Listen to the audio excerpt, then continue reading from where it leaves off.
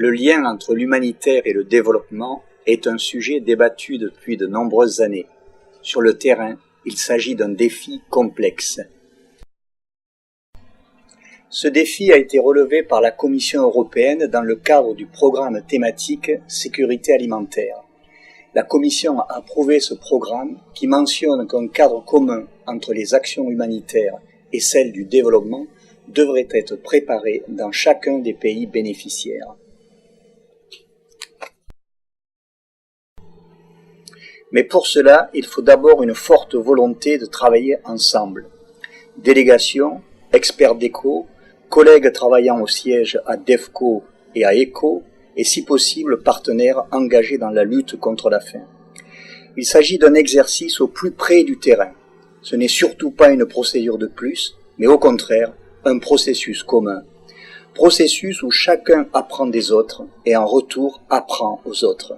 En effet, chacun voit la crise alimentaire en fonction de son propre positionnement et de ses propres responsabilités. Il est proposé de préparer ce cadre commun humanitaire développement en parcourant 5 étapes. Étape numéro 1, on échange sur la nature de la crise afin de tirer profit de la vision de chacun. Il ne s'agit pas ici d'analyser en profondeur les choses, mais plutôt de poser des éléments de contexte.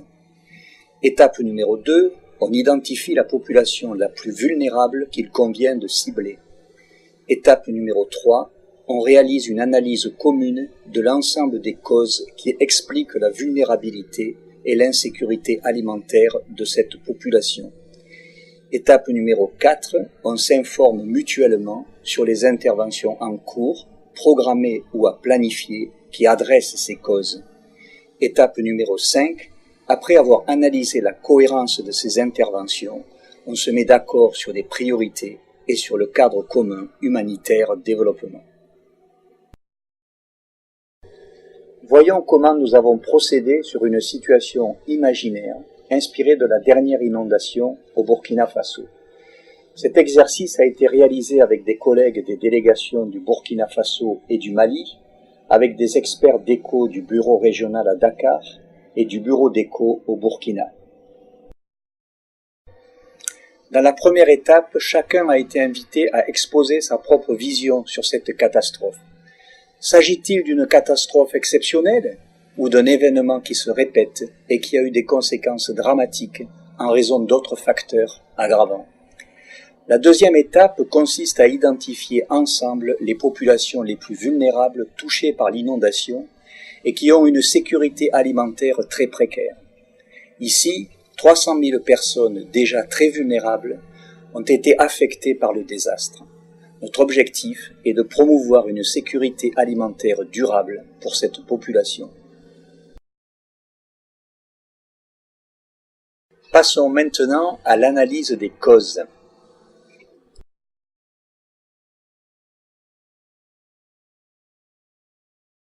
La couleur de chaque flèche a une signification particulière.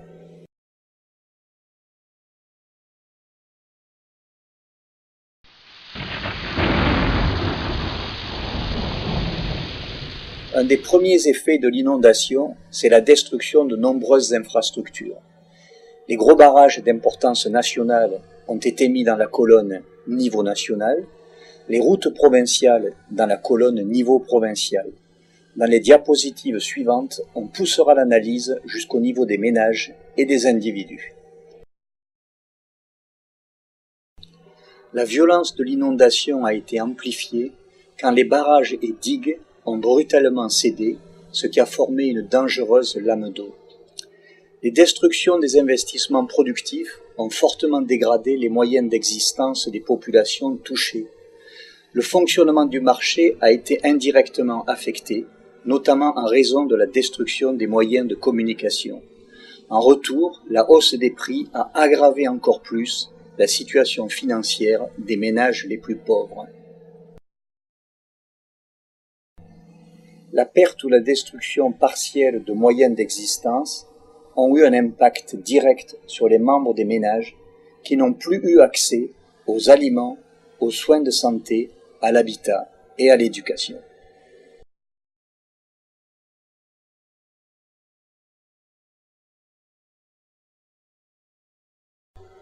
Toutes les causes identifiées précédemment sont le résultat direct ou indirect de l'inondation. Elles sont aussi le résultat de mauvaises politiques sectorielles. Les barrages ont cédé car ils n'étaient pas entretenus. C'est la même chose pour les routes. Les populations les plus vulnérables ont tout perdu car elles n'ont pas été alertées en raison du dysfonctionnement du système d'alerte. Tout cet enchaînement, cause, effet, cause, a vite conduit à l'aggravation de l'insécurité alimentaire et plus globalement à la détérioration des conditions de vie de tous les membres des ménages. Il est possible que la Commission européenne intervienne déjà sur les causes identifiées ou qu'elle ait prévu de le faire. En fonction de chaque contexte, la Commission établit ses priorités. Elles doivent être définies et validées sur la base de l'analyse conjointe présentée à l'étape précédente.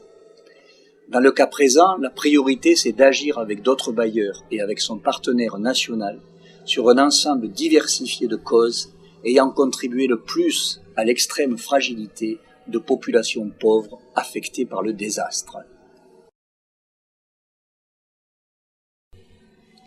ECHO est intervenu en urgence pour sauver des vies, pour renforcer les moyens d'existence des ménages et enfin pour réaliser des travaux de restauration de petites routes dans le cadre d'un programme nourriture en échange de travail.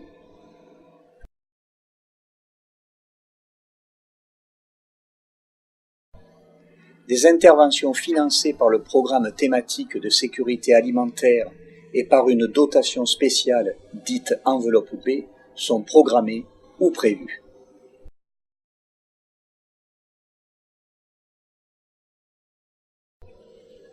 Dans le cadre du partenariat entre la Commission européenne et le pays, une coopération s'était engagée sur la formulation et la mise en œuvre d'une politique portant sur les infrastructures.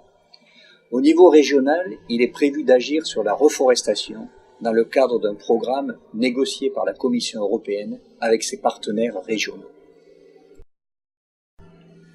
Chacune des interventions identifiées précédemment doit être analysée pour s'assurer qu'elle est à l'échelle du problème.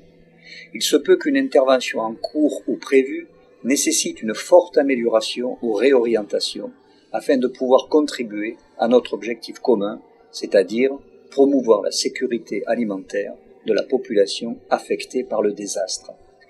La cinquième étape consistera à analyser la mise en cohérence d'intervention de la Commission européenne qui correspondent à des politiques, objectifs et programmes différents. Pour analyser la cohérence de l'intervention de l'Union européenne, il faudra identifier les lacunes, les duplications inutiles, les possibles contradictions. Il faudra aussi adresser les problèmes de durabilité et la stratégie de sortie pour les humanitaires.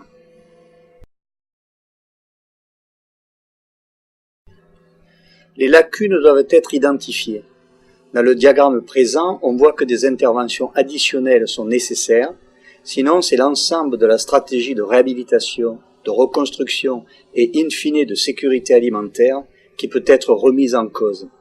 Par exemple, dans le cas présent, il ne serait pas raisonnable d'aider à la reconstruction de maisons en zone inondable. Mais pour cela, il faut qu'un plan de gestion des zones inondables ait été fait. Certaines actions peuvent être soutenues soit par des interventions humanitaires ou bien par des interventions de développement. S'agit-il d'une duplication inutile ou d'une synergie ? Certaines actions peuvent avoir des effets pervers. Ce serait ici le cas d'une aide alimentaire de longue durée qui pourrait avoir un effet négatif sur le marché.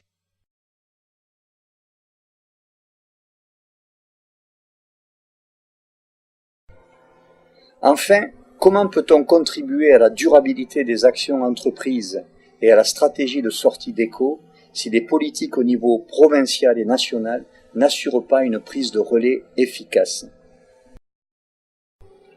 Il faudra aussi que les différentes interventions soient réalisées au bon moment et dans des séquences logiques. Dans le cas présent, nous avons regroupé les actions par phase de 0 à 4. En phase 0, ECHO lance des interventions d'urgence pour sauver des vies.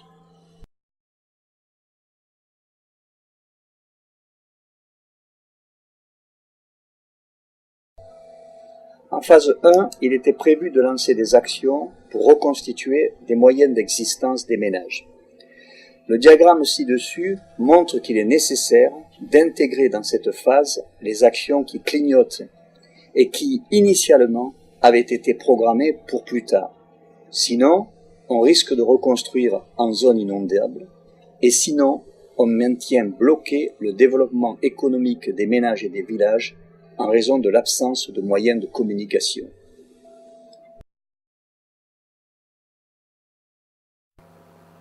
De façon similaire, il faut intégrer en phase 2 le soutien à la politique d'éducation du pays, sinon le plan de reconstruction des écoles risque d'être incohérent.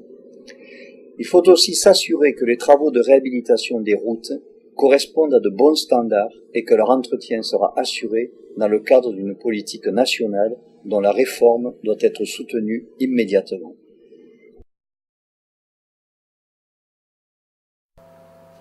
En phase 3, il n'est pas possible de réhabiliter des périmètres d'irrigation sans que les barrages et digues ne soient aussi en cours de reconstruction. Leur réhabilitation et reconstruction doivent donc être réintégrées dans cette phase.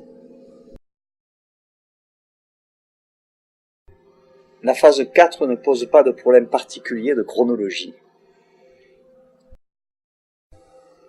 Il est possible maintenant de dessiner un plan d'action cohérent intégrant les actions humanitaires et celles du développement. Les actions du plan commun sont organisées de façon chronologique et par niveau d'intervention: individus, ménages, villages, communes, provinces, nations. Les actions sont aussi réparties par programme. En bleu, un programme humanitaire réalisé avec le bureau d'ECHO et la direction générale ECHO. En rose, un programme thématique de développement réalisé par les délégations avec la DG DEFCO en coordination avec des partenaires du pays. En jaune, un programme géographique de développement réalisé par la délégation, la DG DEFCO et là aussi des partenaires nationaux. En vert, un programme régional réalisé par la délégation régionale, la DG DEFCO et les structures régionales. En bleu clair, les interventions d'autres bailleurs. La méthodologie ici présentée doit être appliquée sur le terrain, testée et améliorée avec la contribution de nous tous. Il est recommandé que la préparation d'un cadre commun humanitaire au développement soit faite de façon participative à l'occasion d'un séminaire ou d'une série de réunions. Des informations utiles sont accessibles sur le site de Rosa.